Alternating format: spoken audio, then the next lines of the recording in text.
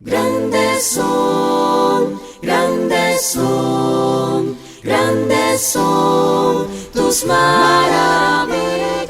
Hola a todos mis queridos hermanos y amigos, bienvenidos a esta tercera lección acerca del tema titulado Divisiones Principales de la Biblia.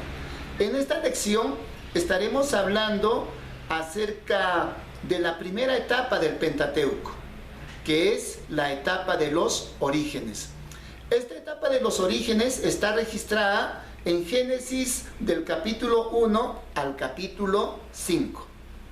En estos 5 primeros capítulos nos narra la Biblia acerca de cómo fue la creación de todo el universo, así como del ser humano.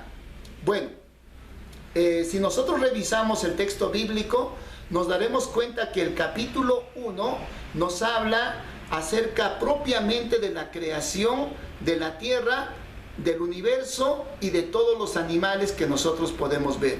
Dice la palabra del Señor que el primer día Dios creó los cielos y la tierra y todo el firmamento que nosotros podemos ver. En el capítulo 2 se nos dice de que Dios separó las aguas que estaban encima de la expansión y por debajo de la expansión. Es decir, las aguas que nosotros encontramos en los mares y el agua que estaba en aquel momento en la superficie atmosférica. El tercer día, Dios separó las aguas de la tierra. Es decir, dio origen al gran continente llamado Pangea y dio origen también al océano. Y dice que en aquel mismo día Dios creó todo tipo de plantas y árboles. El cuarto día Dios creó el sol, la luna y las estrellas. En el quinto día Dios creó todos los animales acuáticos, todos los animales que viven en el mar y también todo tipo de aves. En el sexto día, Dios creó todos los animales terrestres y por último creó al ser humano, según dice la palabra del Señor, a su imagen y semejanza. En el capítulo 2 del libro de Génesis podemos encontrar la narración de cómo Dios creó de una manera más detallada al ser humano y cómo es que Dios lo trasladó a la primera pareja al huerto del Edén y les dio una orden diciendo de que de todo árbol podían comer, pero del árbol del bien y del mal no debían de comer. Y nosotros aquí podemos ver la perfección en la creación de Dios. Es decir, cuando Dios le otorga al ser humano la libertad para elegir, es ahí cuando se ve al Dios perfecto. Luego, en el capítulo 3, nosotros podemos ver que esta primera pareja humana decidió desobedecer a Dios. Y primero, la insinuación o la tentación vino por parte de la serpiente, que era, dice, un animal muy hermoso y que tentó en primer lugar a Eva. Eva, por su parte, también le dio de comer a su esposo Adán. Pero en esta historia nosotros podemos encontrar una gran lección. Y es que la gran lección que nosotros encontramos es que el ser humano no está dispuesto a asumir sus errores. Si nos damos cuenta, cuando a Adán Dios le cuestiona, Adán trata de echarle la culpa a su esposa, a Eva. Cuando a Eva le cuestionan, Eva trata de echarle la culpa a la serpiente. Es decir, el ser humano no está dispuesto a asumir sus responsabilidades. Pero luego vemos también que Dios trajo un castigo para que el varón principalmente coma, dice, del fruto, pero con el sudor de su frente. Y la mujer dice que le aumentó los dolores de parto. Muy bien, en el capítulo 4 nosotros vemos la historia de Caín y Abel. Ambos, hijos de Adán y Eva, presentaron una ofrenda al Señor, pero Dios vio con mayor agrado la ofrenda que había traído Abel. A consecuencia de eso, Caín cayó en enojo y cayó en envidia. Y a consecuencia de eso, mató a su hermano Abel. Aquí la palabra del Señor nos muestra de que Caín llegó a tener una mujer, y entonces muchos se hacen una pregunta: ¿de dónde sacó Caín a su mujer si solamente eran tan pocos habitantes? Pues, como les había mencionado anteriormente, Eva podía tener hijos sin dolores de parto antes de su desobediencia, pero después de la desobediencia llegó a tener dolores de parto. Esto quiere decir que Eva pudo haber tenido muchos hijos o muchas hijas antes de su desobediencia. Por supuesto, Caín se hubiera casado con una de estas mujeres. Pero esto es algo que puede entrar en la especulación. Sin embargo, es algo que pudo haber sido muy probable. En el capítulo 5 de Génesis vemos a los descendientes de Adán y Eva. Y dentro de estos descendientes nos llama la atención el hombre más longevo de toda la tierra que haya existido jamás. Nos referimos a Matusalén, que vivió 969 años. Pero su abuelo Jared no estuvo muy lejos, porque él vivió 962 años. ¿Cómo era posible que los seres humanos pudieran vivir tanto tiempo? Por supuesto, debido a las condiciones climáticas de aquel momento. Recuerden que cuando Dios creó los cielos y la tierra, dice que en el segundo día separó las aguas que estaban debajo del firmamento y las que estaban por encima del firmamento. Hay algunos científicos que creen que antes del diluvio la tierra tenía algo así como una capa. Una capa que lo protegía y hacía que sea la tierra algo así como un invernadero, un lugar donde el clima era totalmente agradable y por supuesto no habían lluvias, no habían vientos, las condiciones eran muy favorables. Era por eso que los hombres podían vivir muchos más años, cosa que no se da después del diluvio. Si nosotros nos damos cuenta, después del diluvio, la cantidad de años que los hombres podían vivir comenzó a disminuir.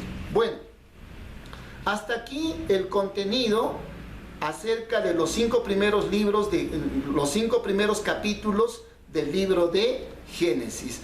Ahora vayamos a una cuestión un poquito más controversial. Me estoy refiriendo a los cuestionamientos que muchas veces hay personas que ponen en contra de la creación de Dios. Me estoy refiriendo más propiamente a los evolucionistas. Y es que estos preguntan y dicen: si Dios creó el universo, ¿quién creó a Dios? Esa es una respuesta que nosotros no la podemos dar. ¿Por qué? Porque entendemos que Dios es eterno. Pero así como ellos hacen esa pregunta, también nosotros podríamos preguntarle: ¿quién creó el universo? ¿Cómo es que apareció? ¿Cómo es que se originó? ¿O es que podríamos pensar que algo es totalmente eterno? Fíjense, por medio de esto quiero hacerles razonar en lo siguiente. Tanto creyentes como ateos necesitan recurrir a la fe para respaldar su postura. Porque el ateo necesita creer que el universo siempre existió. Y en cambio nosotros los creyentes creemos en un Dios eterno, en un Dios todopoderoso. ¿Cuál de estas fes es más lógica? ¿Creer que la materia es algo eterno o creer en un Dios eterno?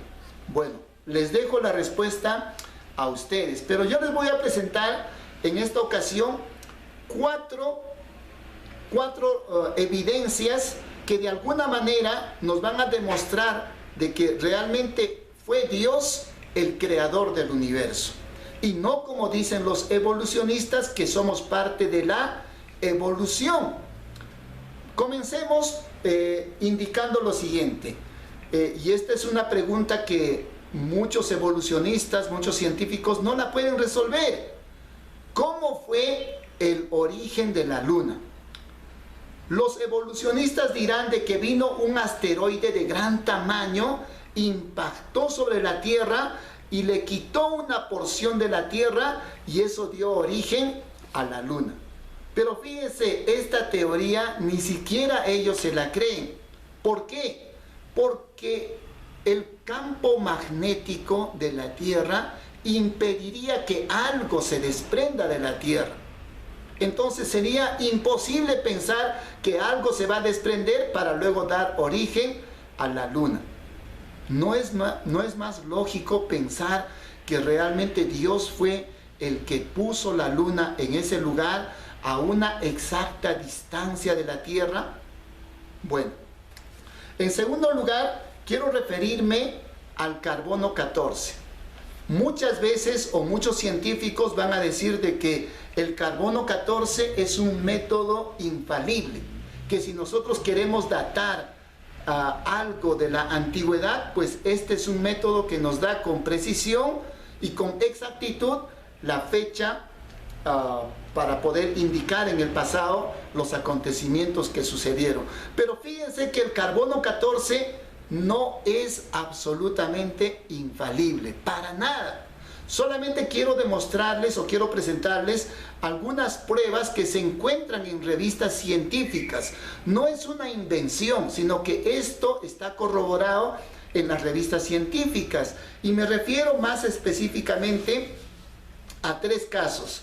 En una oportunidad, una foca recién asesinada, fechada por carbono 14, mostraba que había muerto hace 1300 años.